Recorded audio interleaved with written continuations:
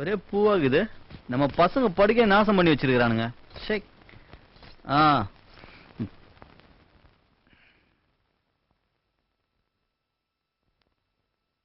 Tamil cinema நிறைய பாப்பியா நீ? சரி வா வா, இது அப்படி வை. முதல்ல உட்காரு. என்ன கோச்சிங்கயா? ஏய், ஐயா குடிக்கிற பால் தெரியுமா? இதான். இந்த நீ ஒரு பெக வச்சு பாரு, அப்படியே ஆகாயத்துல மிதப்ப. நான் கூட ஆரம்பத்துல ஒரு பெக்ல தான் ஆரம்பிச்சேன். ஆனா இப்போ ஒரு ஃபுல் பாட்டில் நமக்கு பத்தல. நான் குடி. ஏய் சொல்றேன்ல, குடி. என்ன அப்படி பாக்குற? ஏய் வா வா. இந்த கழுதடா இந்த நேரத்துல போன் எவனு தெரியலையே. ஏய் யாரு? ஏய் முத்தையா. ஏய் ஷபு. என்னையா? ஆனழகா மறந்துட்டியா என்ன? ஏ லூசு, சிவபூஜையில காடி மறைச்சி போன வை. சாணியனே வைடி போன. நீ கல்யாணம் பண்ணிக்கிட்டியா? ஏய் நான் என் மனசு கொடுத்துட்டேன்டி அவளுக்கு. இவ எனக்கு மட்டும்தான் சொந்தம். உன்ன மாதிரி பல பேர்கிட்ட படுகிறவல்ல. ஏய் உங்ககிட்ட இந்த பழைய கவர்ச்சி இல்லடி. அப்போ என்னோட நிலைமை? நீ எதுக்கு கவலைப்படுற?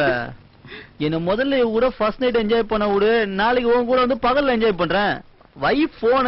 எம்மா நேரம் கதால் நின்று பண்ணி. சிக். ஏய் என்ன டென்ஷனா இருக்குதா? ஐயா எப்பவும் இப்படிதான். உனக்கு இந்த லைசன்ஸ் குத்துட்டேன்ல. அப்புறம் என்ன?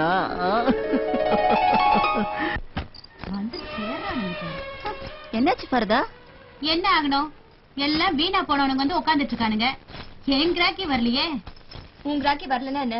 அதான் போன வாரம் 5000 ரூபாய் பணமால போட்டான்ல, அப்புறம் வருத்தப்படுற? ஏய் நான் அவனை பத்தி சொல்லலடி. அப்படியா? நம்ம மும்தாஜ் முத்தியாவை பிடிச்ச மாதிரி நீ யாரையாவது பிடிச்சிருக்கியா? மும்தாஜ் ரொம்ப அதிர்ஷ்டக்காரி. முத்தையா அவளை கல்யாணமே பண்ணிக்கிட்டா. நல்ல மனசு அவளுக்கு. இந்த புஷ்பாவை பாரு, நாசமா போனவன். சம்பாரிச்சதெல்லாம் அந்த அசாரு கொடுத்தா. என்னாச்சு இன்னைக்கு? அவனை நல்லபடியா கல்யாணம் பண்ணிக்கலாம், குழந்தையும் பெத்துக்கலாம்னு நினைச்சா. ஆனா அவன் என்ன பண்ணா? அவன் இவ பணத்தை வச்சே வியாபாரத்தை ஆரம்பிச்சு வேற ஒரு பொண்ண கல்யாணமும் பண்ணிக்கிட்டான். இவ போய் கேட்டதுக்கு கிளப்ல டான்ஸ் ஆடுற பொண்ண என்ஜாய் தான் பண்ண முடியும், கல்யாணம் பண்ணிக்க முடியாதுன்ட்டான். எச்சக்கல பொறுக்கி. எல்லார் தலையெழுத்தும் மும்தாஜ் மாதிரி இருக்குமா? யார் வந்திருக்கான்னு பாருங்கடி.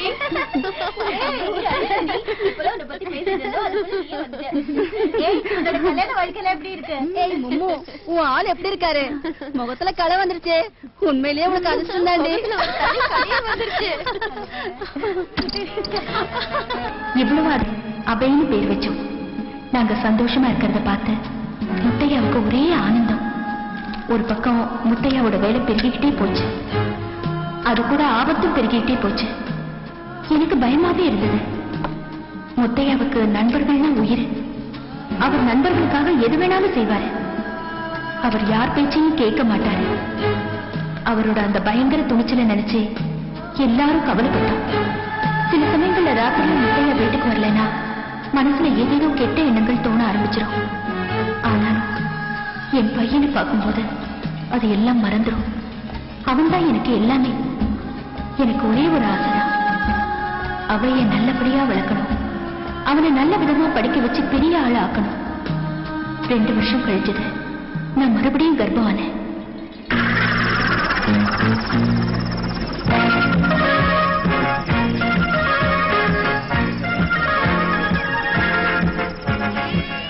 பாய்.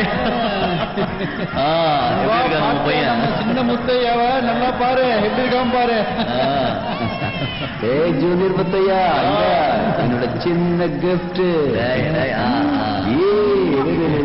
இப்பவே அப்பா மாதிரி தான் இருக்கான். நீ வேற, அவன் இப்பவே எப்படி இருக்கான்னு நினைக்காத. பின்னாடி பெரிய ஆளானா அப்பனை மிஞ்சிட்டு எல்லாரையும் வேட்டு வெட்டு அடிச்சுருவான். பாத்துட்டு அதே பாய். முத்தியான முத்தியான நம்ம சின்ன பவான் எல்லாம் போலீஸ் பிடிச்சிட்டாங்க. முத்தியான அந்த புறம்போக்கு இன்ஃபார்ம் தான் காட்டி கொடுத்துருக்காங்க.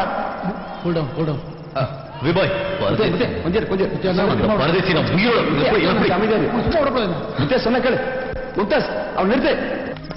ஏய் நில்லு முத்தையா. முத்தையாவுக்கு கோபம் இல்லை. அவர் தன்னையே மறந்துடுவாரு. என்ன நடக்கக்கூடாதுன்னு நினைச்சேனோ அதுவே நடந்துருச்சு.